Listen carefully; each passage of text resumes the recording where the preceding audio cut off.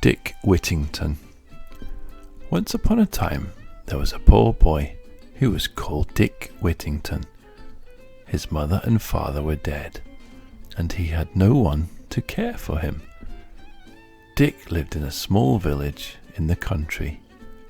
He tried to work for a living, but he did not always find work to do. Dick was very poor. His clothes were thin and ragged, and sometimes he had very little to eat. In those days, people did not often travel very far from the village in which they lived. Dick's village was a long way from London. When the village people talked of London, they spoke of it of a wonderful place. They said that all the people in the city of London were rich. They even said that the streets of London were paved with gold. Dick listened to these tales, and he longed to go to London.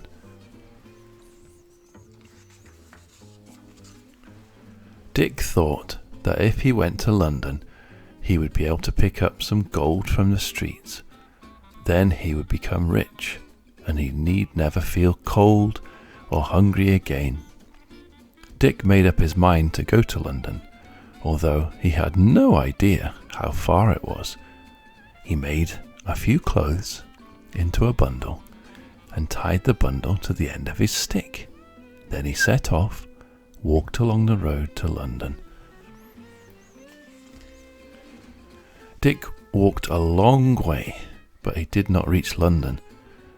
Just as he was beginning to feel tired, a hay cart came along the road. The driver stopped the cart and said to Dick, "Where are you going, my lad?" "I'm going to London, sir," replied Dick. "Then jump up beside me," said the driver, "and I'll take you to London." When they drove into the city of London, Dick gazed about him for its wonder. First, he was very surprised to see how many people there were in the streets. He had never seen so many people before in all his life. He was also amazed to see all the fine churches, shops, and houses. When Dick had got over his first wonderment, he began to look for the streets that were paved with gold. Nowhere could he find them. It grew dark, and Dick was tired and hungry. He had nowhere to sleep, so he curled up in a doorway and went to sleep there. The next morning, Dick tried to find work for himself. He walked along the street after street, asking people for work, but no one had a job to offer him. When night came, Dick was so weak from hunger and tiredness that he sank down on the nearest doorstep. Now, as it happened that this house belonged to a rich man named Mr Fitzwarren. He was a merchant who made his money by selling things to people in other countries. Mr Fitzwarren's cook found Dick on the doorstep and was very angry. "You lazy boy," she cried. "What are you doing there? Get up from my master's doorstep." Poor Dick tried to rise, but he was too weak. At that very moment, Mr Fitzwarren himself arrived home. Mr Fitzwarren was a kind-hearted man. He spoke gently to Dick and listened to his story. "If it's work you want," he said, "you can work in my house for my cook. You will have plenty to eat and a bed to sleep in." Dick was so happy that he could hardly find words with which to thank Mr Fitzwarren. Dick's happiness did not last long. He soon found that the cook was an unkind woman. She was always scolding him, and sometimes she used to beat him. Mr Fitzwarren had a daughter named Alice. She was kind, like her father, and she knew that the cook was cruel to Dick. Alice took pity on Dick and forbade the cook to hit him. This made things easier for Dick, although he still had to work very hard.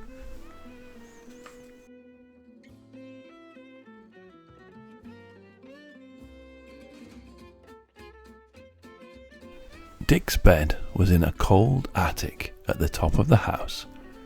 This attic was overrun with rats and mice. At night, as Dick tried to sleep, the rats and the mice ran over his bed. He could not rest. If only I had a cat, thought Dick. She would be a friend to me, and she would chase away these rats and mice. But all the money that Dick had in the world was only 1 penny. The next day, Dick went to the market with his penny in his pocket. There he saw a woman holding a cat in her arms. "Please will you sell me your cat?" Dick asked the woman. "I'm not sure that I want to sell her," said the woman. "She's a grand cat for catching mice." "That's just what I need," said Dick. He pleaded so hard that at last the woman agreed to sell him the cat for 1 penny. From that day, Dick's life became happier. He loved his cat and looked upon her as a friend. At night, he slept well because the cat chased away all the rats and the mice. Now, Mr Fitzwarren had many ships that sailed to distant lands. One day, Mr Fitzwarren called all the servants together. He told them that one of his ships was ready to sail. Everyone was allowed to send something with the captain to be sold in a far-away country. That way, they could make a little bit of money. "Do you want me to send something on my ship?" Mr Fitzwarren asked Dick. "I have nothing in the world except my cat," replied Dick. "Then you must send your cat," said Alice. Poor Dick did not really want to part with his cat, but to please Alice, he agreed. Dick missed his cat and wished he had never sent her away. Once more, he could not sleep at night because of the mice running all over his bed. Dick was so unhappy that he made his mind to run away. Early one morning, he crept out of the house before anyone was awake. Dick had not gone far when the bells of Bow Church began to ring. The bells seemed to be singing this tune to Dick. "Turn again, Whittington, Lord Mayor of London. Turn again, Whittington, thrice Mayor of London." "If I am to be Lord Mayor of London," thought Dick, "I will turn again." So before anyone missed him, he turned back to Mr Fitzwarren's house and let himself in. Meanwhile, on the ship, Dick's cat was making herself very useful. The ship was overrun with rats and mice. Dick's cat was a fine rat catcher, and soon she had killed hundreds of them. After sailing for many weeks, the ship came to a far country. The king of the country invited the captain to come into the palace. A wonderful meal was prepared for the king and queen and the captain.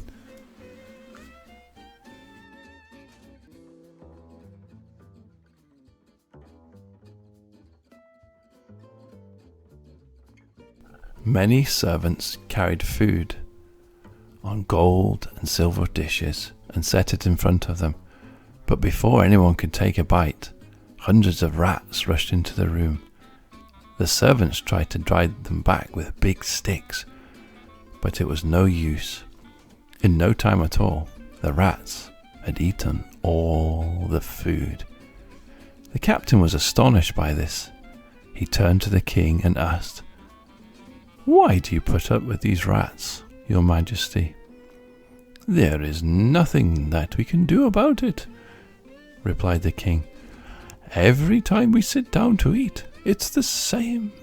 My wise men have tried to make spells, but they have not managed to get rid of these rats."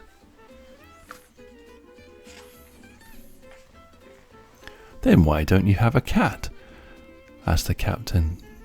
"A cat?" said the queen. "What is a cat?" So the captain described the cat. Then the king and queen told him that there was no such animal in their country. "I would give my half kingdom for a cat," said the king. The captain went back to his ship, picked up Dick's cat, and returned to the palace. He arrived just as the meal was being served. The rats were beginning to eat the food on the gold and silver dishes. The cat jumped out of the captain's arms. She killed dozens of rats, and the rest fled in fear. The king and queen were astonished and delighted. "Oh, captain, we must have that cat," cried the queen. The king agreed to buy Dick's cat. The queen asked to see what else the captain had for sale. The sailors carried to the king's palace all the goods they had to sell. The king and queen bought everything. For Dick's cat, the king paid 10 times as much as he had paid for all the other things put together. She gave the captain a casket full of gold and jewels in exchange for the cat. When the ship got home, the captain went straight to Mr Fitzwarren and told him the news. Mr Fitzwarren sent a servant to the kitchen saying, "Ask Mr Whittington to step up here, please." Dick thought the servant was making fun of him. Mr Fitzwarren handed Dick the casket of jewels. "You are now a very rich man, Mr Whittington," he said. "Your cat has made your fortune." Dick could hardly believe this good news. He thanked Mr Fitzwarren and the captain with all his heart. Miss Alice was very happy to hear about Dick's good fortune. "First you must buy yourself some new clothes," she said. Dick did so, and very smart he looked in them. Dick was now a wealthy man. When he asked Mr Fitzwarren if he could marry his daughter Alice, Mr Fitzwarren was glad to give his consent. Some years later, Dick became Lord Mayor of London. Indeed, he was Lord Mayor of London 3 times.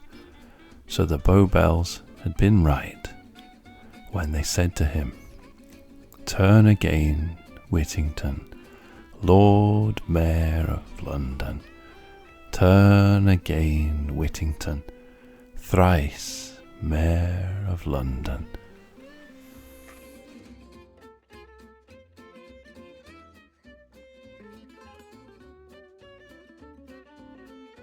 Good night.